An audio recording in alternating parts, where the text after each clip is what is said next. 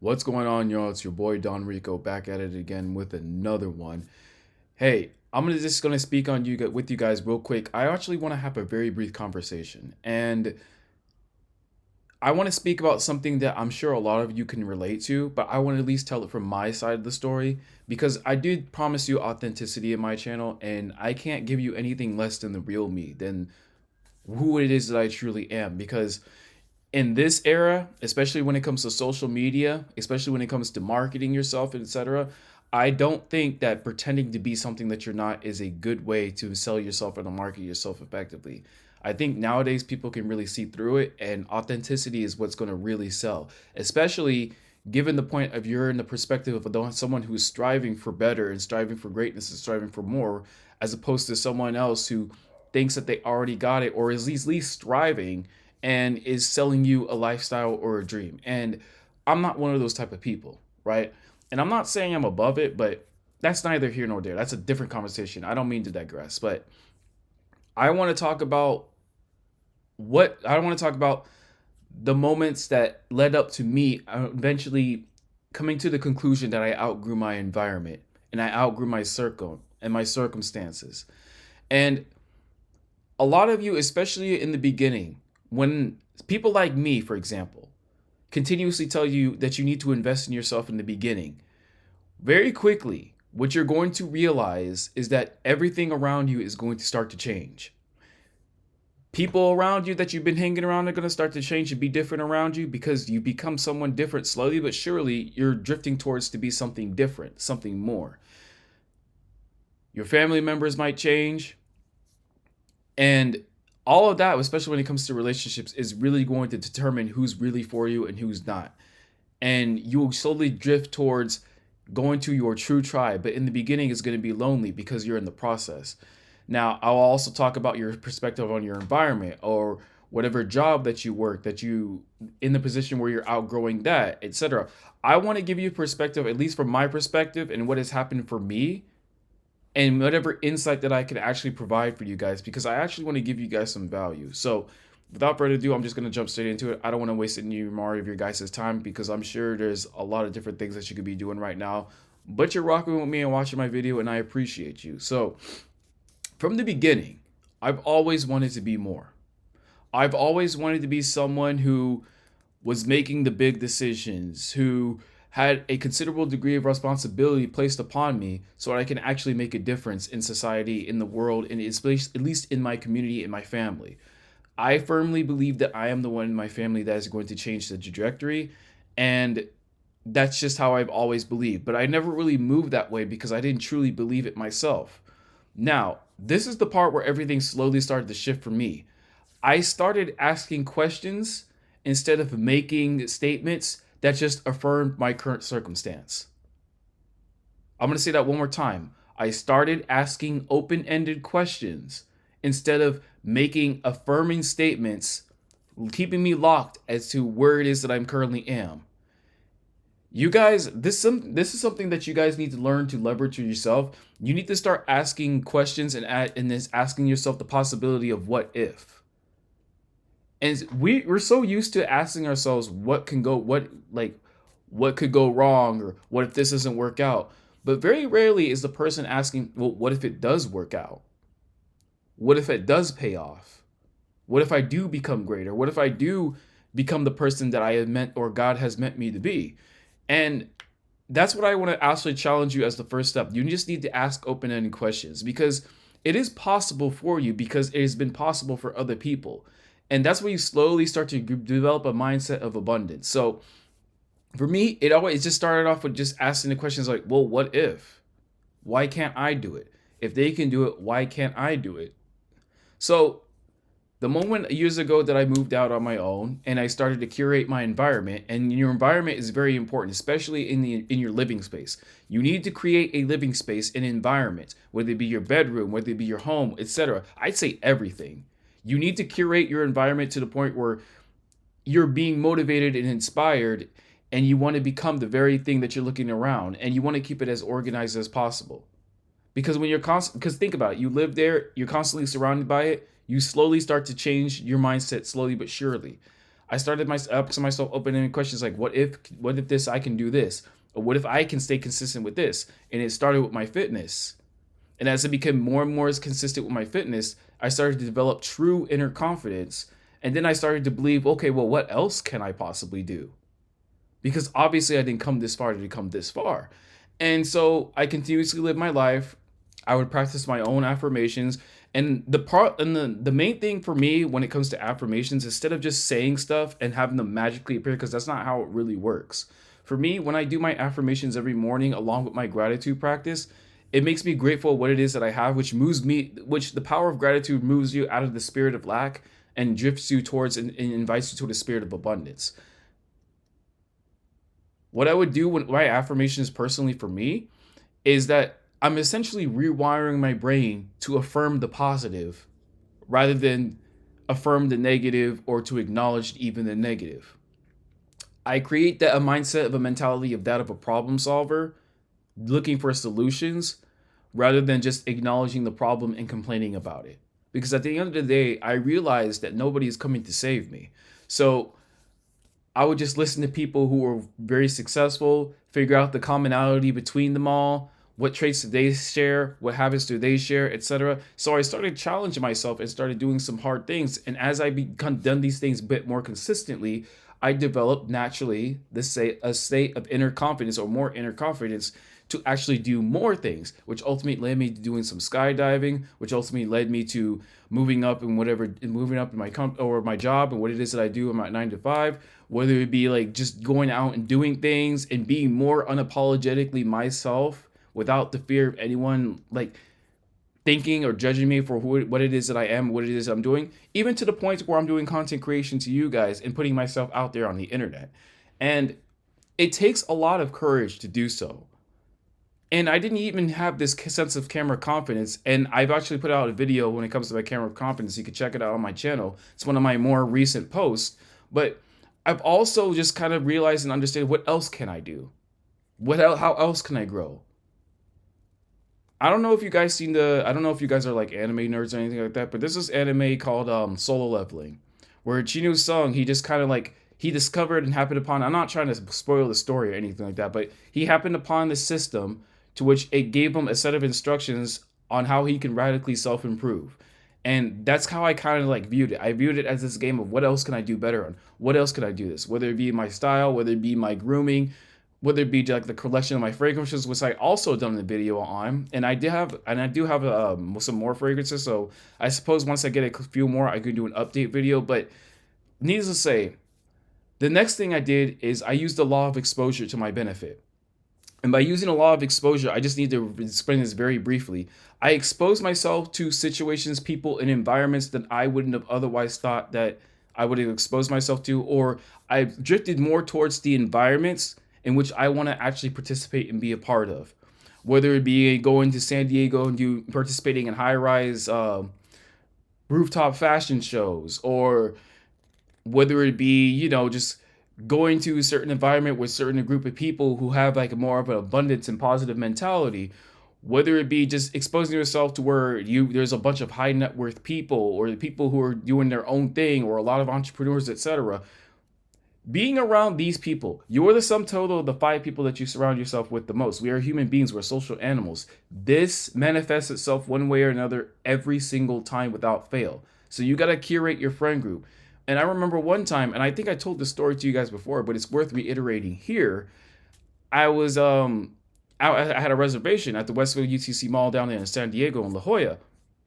And upon walking downstairs in front of the Javier's restaurant, I was heading to the Raised by Wolves because that's where I had my reservation on. It's a speakeasy bar type environment, etc. But anyway, there was a Rolls Royce Cullinan just casually parked in front of the Javier's, right in front of valet. And I've never seen anything like that before. I didn't even know Rolls Royces had SUVs at the time. It blew my mind. I did a 4-take, and I never do a 4-take with anything. And I still remember it had a black exterior and an orange interior. It was crazy. And it opened my mind, and I started asking these open-ended questions. Who's driving that car? But more importantly, how does that person have hundreds of thousands of dollars to drive that car? Or even if they're using that car, how is it that they're leasing it? What is it that they're using it for? Is it a personal expense? Is it a business expense? Are they just renting it? Is it just Uber Black? I don't know. But just the idea, because there are people who own these vehicles. There are people who have hundreds of thousands of dollars casually for a car. And then it clicked in my mind. I'm gonna be honest, I started getting angry. Not really at myself, or well, I should say, let me reiterate. I started getting angry, not at the person who owned the car, but more at myself for not realizing how the game works. Think about it, guys. How would you feel if you worked your ass off at your job, working all of the overtime? You legitimately hustled and worked, and you may have a side business, etc., and you may be making something out for that. And you're just trying to get by and investing the difference, etc. Meanwhile, somebody has hundreds of thousands of dollars casually just for a car. I'm sure you would be angry and annoyed too. But the key is, you don't be angry at the person who's playing the game successfully. You just got to understand the system and how it works. So I studied more about how money works.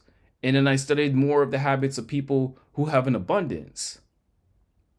And it opened my eyes even further. So I'm like, okay, I need to actually get in the room with these people and actually just observe them. Now, when I get into the room, it's not that I really am that type of person who should be in that room, but I do it so not just to talk to them and do business or anything like that. I do so I can learn how it is that they move, how it is that they present themselves. Like what is the commonality here? Because in the beginning, it's about trying to learn. It's about trying to learn about the set of the circumstances that you wish to gravitate towards. Because in the beginning, as you're moving along and as you're developing, you're going to be in this middle area right here. This is where you were. This is the middle area, and that's where you're trying to be, right? So as you're moving along and you're self-improving, you're developing, you're going to be in this middle area right here. The people that you've known here, the situations and the circumstances, whether it be the places that you lived, the environments that you surround yourself with, the places that you lived, I should say, and the people that you've surrounded yourself with at that time, they're all going to start questioning you, and they're all going to say things that will try to pull you back to who you were, because that's what they want. They want who you were. They don't want who you're becoming. And there's going to be a disconnect. And most people will never get to this part because most people are afraid to be ejected from the group. It is hardwired into us as human beings to not be separated from the tribe, not be separated from the pack. So that's what they mean by the loneliness stage. Like, you've outgrown your former circumstance, but you're not yet ready to reach your new circumstance with your new tribe, if that makes sense. You're in the transition phase. You're in the middle right there. That's that isolation phase. That's that pending phase. And you're going to get there.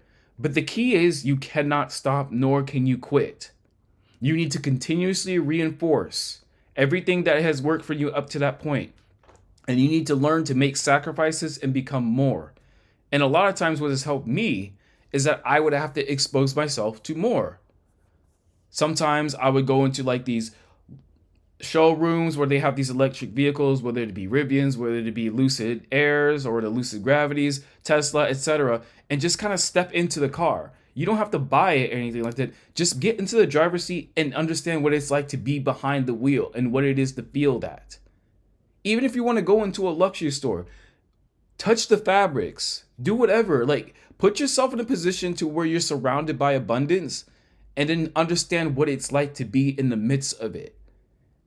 Go eat. Go buy it. Save up your money and buy a ticket to fly first class so that you can understand the level of service that you get as opposed to everybody else who's just flying, not just, I wouldn't say commercial, but flying, economy, for example.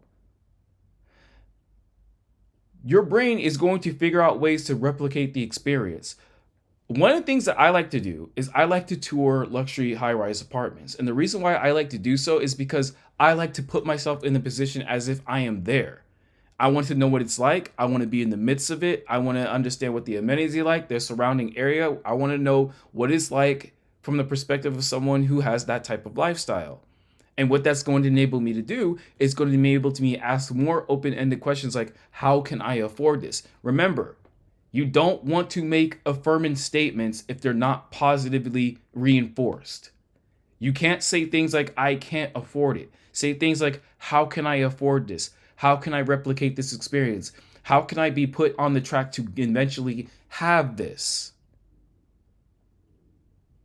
If you're going to make positive affirming statements, talk about how awesome you are, for example, or that you're on your way. Don't make these negative affirming statements like, oh, I'm broke, I'm poor, I can't afford this, or I'm never going to be fit and this and that. Like, you need to reinforce the positive. You need to you need to use reinforcing statements that brings you closer to the person you want to be. You got to imagine yourself being that person that you want to be, because it's not the stuff. It's not the lifestyle, it's not the cars, it's not the clothes. It's who you become that attracts that stuff. You got to become a completely different person. What would that version of you do? How would they view himself or herself? What would they do? What's their habits? What do they say to themselves? How is it that they treat themselves and everyone else around them? You need to reaffirm those habits and behaviors. And the moment I realized that I'm walking around, I'm like, okay, I don't understand why everybody's engaged in this low level behavior. Everybody is just, they're caught up in these little mini useless dramas. I don't understand it.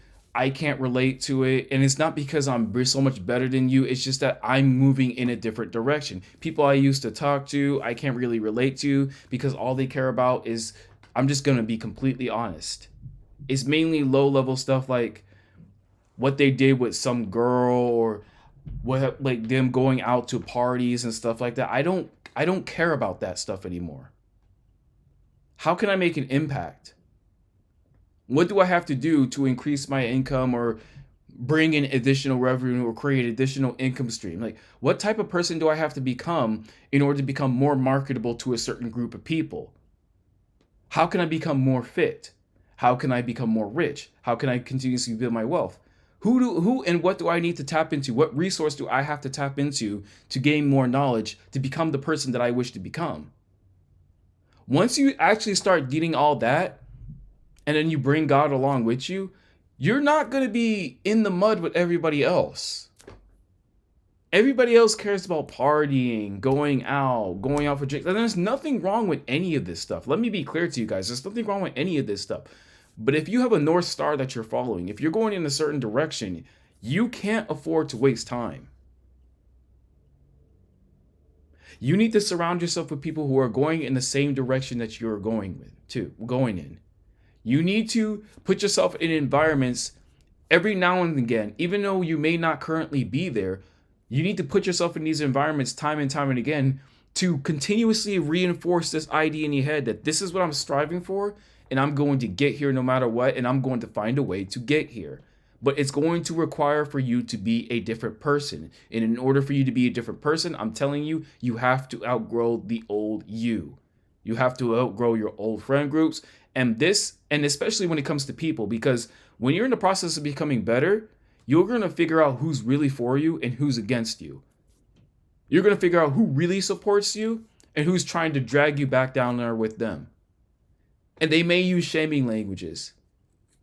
They may say that you're sucking up to this person, or that you're changed, you're not the same, or you used to be different, like we used to do this and that. That's their way of trying to guilt trip you back down to where it is that they are. You're on your way up. You can't afford to go back down now.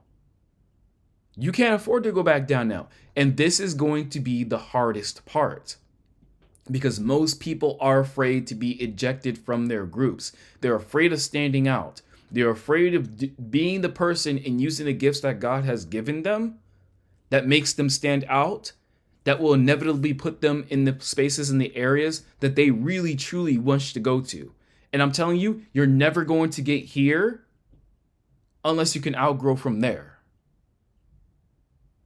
And you have to be in this middle area, this lonely period, this striving area, this desert, this wilderness, this valley, whatever it is that you wish to call it. You have to be there, you have to be consistent, and you have to persevere through it. and continuously invest in yourself. You're no good to anybody else unless you're good to yourself first. And you need to continuously reinvest into yourself so that you become more valuable. It's like investing in your stock market portfolio. It's like investing into your brokerage account. It's unlike investing into anything. The more and more you invest, the easier and greater the ability to compound upon it. Compound interest doesn't just apply to money, it applies to all aspects of life.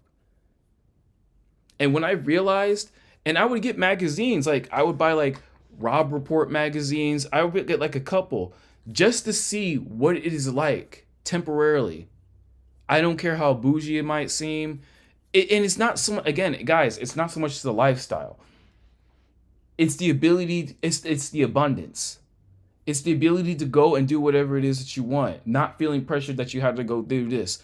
Becoming someone of significance that can make a true impact. That's what it's really about. It's about making an impact. But you have to continuously invest in yourself, and you have to become someone who's considered worthy of getting into the rooms that you wish to go to so that you can collaborate with other like-minded, abundant-minded people to make even greater impacts.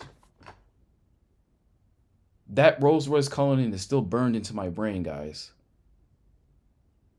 There's always a turning point. Everybody's turning point is going to be different, but that was mine. That was mine. And I would work my ass off and not even get a quarter of what that car was worth. And it was bothering me. So I had to make some changes. Instead of complaining and crying about it, I started to make some adjustments. And now I'm on the path. But I've been in this middle area for so long, it's become my new normal. And I embrace it. And I've let go all of the old. And now I'm on my way. And sometimes God will bring opportunities into your life because you've been prepared for them, because now you're like, okay, I've officially outgrown my environment. And you realize this, you continuously put in the work, and the opportunities will present themselves. And you will know when they occur. But you got to persevere through it. You have to continuously invest in yourself.